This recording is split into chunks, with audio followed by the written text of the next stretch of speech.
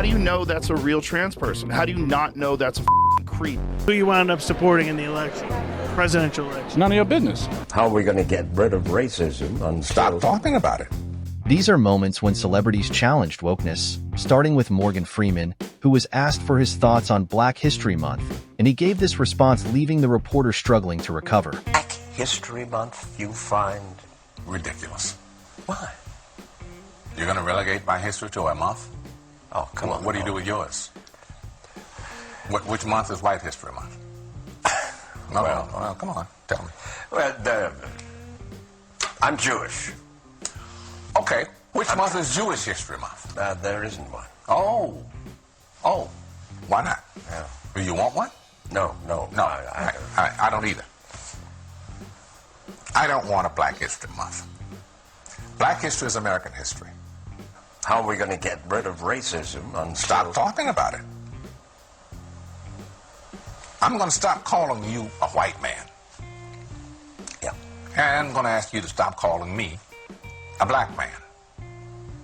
I know you as Mike Wallace. You know me as Morgan Freeman. Next, we have Denzel Washington being asked by a journalist about who he voted for, to which he replied with this. Mr. Washington, you're here in D.C. during an interesting time with the transition in the White House. Just wondering who you wound up supporting in the election and why. Go ahead now. Fences. How about this? I don't know if you saw it. There's a fake news story going around. It got thousands of shares online. You saw that. And I just thought you might want to clear it up because people are confused. There's a few words that start with F and end with K, but that one ends with E, but it starts with F. Yeah, but it's too vague. You gotta be specific right now. F, K, and E. What was the question? Well, that was a question. Who What was the you wound up supporting in the election, presidential election? None of your business. None of my business? None of your business. Well, I'm only asking because the story was... When the journalist followed up with a question about the reforms Donald Trump should implement, Denzel, instead of losing his mind like many others, showed what a smart man he is.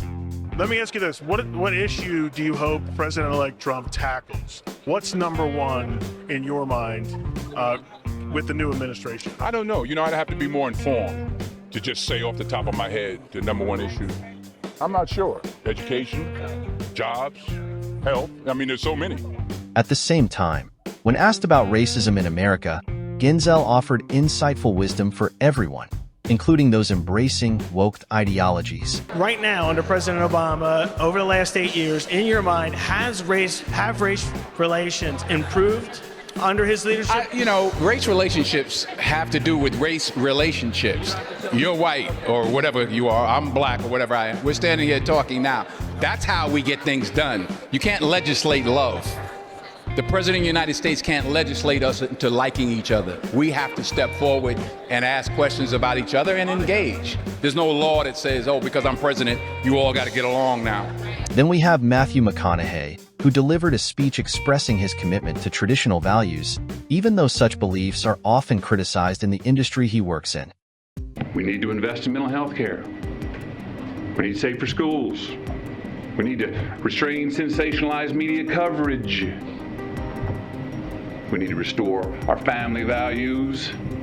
We need to restore our American values. And we need responsible gun ownership. Responsible gun ownership. We need background checks. We need to raise the minimum age to purchase an AR-15 rifle to 21. We need a waiting period for those rifles. We need red flag laws and consequences for those who abuse them.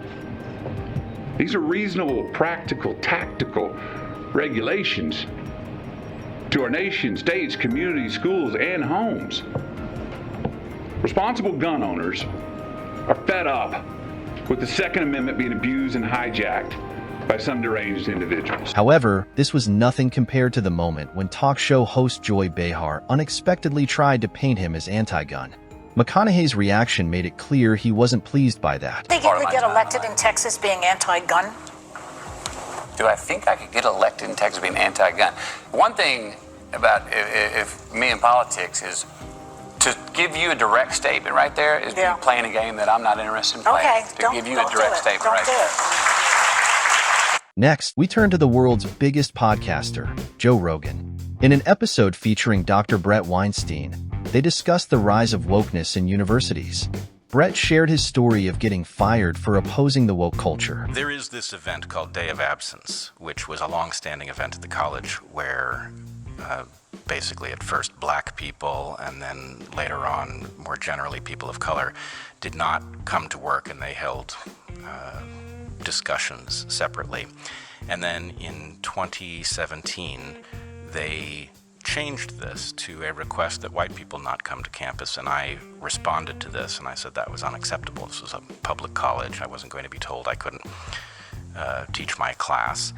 And that did cause a bit of a firestorm, but that firestorm was embedded in a much longer battle that had begun to simmer when the new president of the college, George Bridges, showed up and impaneled a committee effectively to suggest mechanisms for restructuring the college. And the mechanisms were insane. They were a recipe for destroying the place, and it was my obligation as a faculty member to point out that it would be a terrible idea for us to adopt these policies. Joe then asked about other practices introduced in these woke colleges. What were the other policies that he was trying to implement?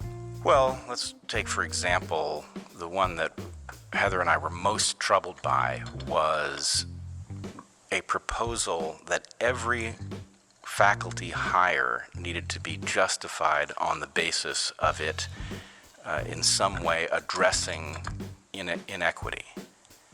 And so you can imagine an environment where you need to hire a mathematician or a chemist, and the answer is, well, you can't really hire anybody whose background doesn't include some strong evidence of their being an activist. And so anyway, that would have been debilitating to the college. Brett explained that the extreme focus on wokeness often ends up creating even more of the racial issues these institutions claim to fight. Truly exceptional geniuses, like outliers. Like, what do they do to the other people that don't meet up to those expectations? Well, that's one of the terrible things about these diversity, equity, and inclusion initiatives, is that the right way out of the problem is to herald those people and to provide them the opportunities that will allow them to flourish. Instead, they get dragged into a group based on something like skin color, and their exceptional capabilities aren't allowed to shine through. It's basically, it's considered counterproductive or race trading, really. Then we have something on a more serious note. When the renowned Hollywood director Quentin Tarantino recently appeared on a talk show where he was appreciated for standing firm against criticism from the woke crowd. Ideology is more important than art. Way more, certainly to the awards. Yeah, and it's just, it's like, ideology trumps art. Ideology trumps individual effort. Ideology trumps good. Ideology trumps entertaining. There's two kinds of movies, virtue signalers and superhero movies. Yeah. Are you bullish on the future of movies? Because... Well, look, you have to always look at it. Are we going to get back to that place? Look, this happened, this comes in waves. This absolutely comes in waves, all right? So it's like, okay, just looking at the 40s, all right, that was during the wartime, but that's also the time that you had film noir, where you actually, even though with the Hays Code, you had these dark, dark stories that were being told. But then after the war was won, then you had the 50s, which was the first of the completely homogenized decades, where you couldn't say shit if you had a mouthful, all right? And every bestseller, every play that was turned into a movie, if there was anything sexual about it or anything, that's all going to be drained out of the movie. It's going to be weaned out of the movie. It's just the way it is. And then, to me, it's one of the worst decades in Hollywood. We have another moment of Denzel Washington passionately addressing the issue of misinformation.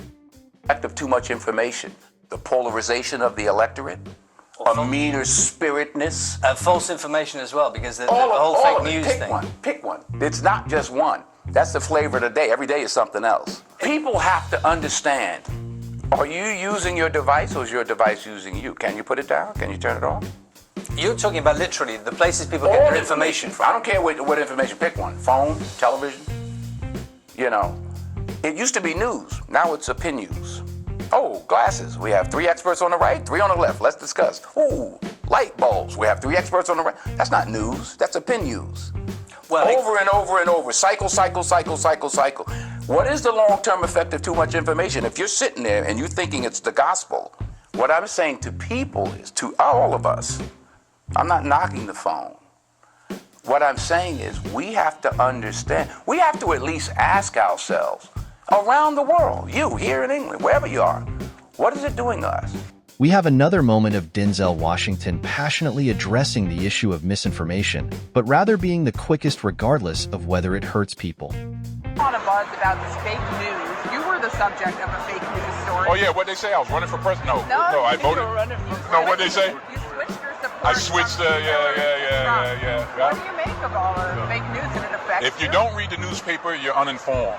If you do read it, you're misinformed. So what do you do? That's a great question. What is the long-term effect of too much information? One of the effects is the need to be first, not even to be true anymore. So what a responsibility you all have to tell the truth, not just to be first, but to tell the truth. We live in a society now where it's just first. Who cares? Get it out there. We don't care who it hurts. We don't care who we destroy. We don't care if it's true. Just say it, sell it. Anything you practice, you'll get good at, including BS. Okay. However, the next segment is even more impactful, as Denzel discusses systemic racism. He argues against blaming the system when the root of the issue often lies within the household.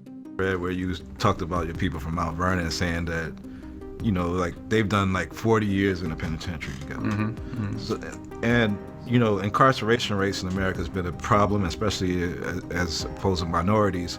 And Roman delves into the issues around the legal system. Do you think we've made any headway in the I legal think it's more important to make headway in our own house. By the time the system comes into play, the damage is done. They're not locking up 7-year-olds. Yeah. You know, I was in Chicago a couple of 3-4 weeks ago, and we saw these little kids on bikes with masks on the side of their head, like 5 or 6 of them. And the driver said, yeah, they're little yummies. I said, who? He said, little yummies. Look up, Google Little Yummy. Little Yummy was an 11-year-old murderer. Wow. And you look at his picture, you'll see the headshot of him, and he's like this. And he got murdered at 11 by a 14-year-old. Wow. Who's doing life now, and a 16-year-old. That makes no sense. You blame the system? Where was his father? It starts in the house. The conversation also touches on the tragic story of Lily Yumi, an 11-year-old from Chicago who was murdered by a 14-year-old gang member. The boy believed Lily might expose the gang's illegal activities to the cops. Denzel then reflects on his own upbringing, sharing how the discipline and structure in his household played a crucial role in shaping his path. I did talk about my 3 closest friends, and they did, 15 to 25, one did 28, this and that. I was the only one of the 3 that had a father in my life, even though my parents were together. But I still had a father who was a gentle man and a good example, and they didn't. We can blame the system if we want, but they didn't lock any of us up at 7. Yeah. We were all doing enough to get locked up at 13. My parents sent me in another direction. They didn't have anybody to help them, and they kept doing what they was doing, and the system got them. So I don't, the system is rigged, but why? All the more reason not to help it.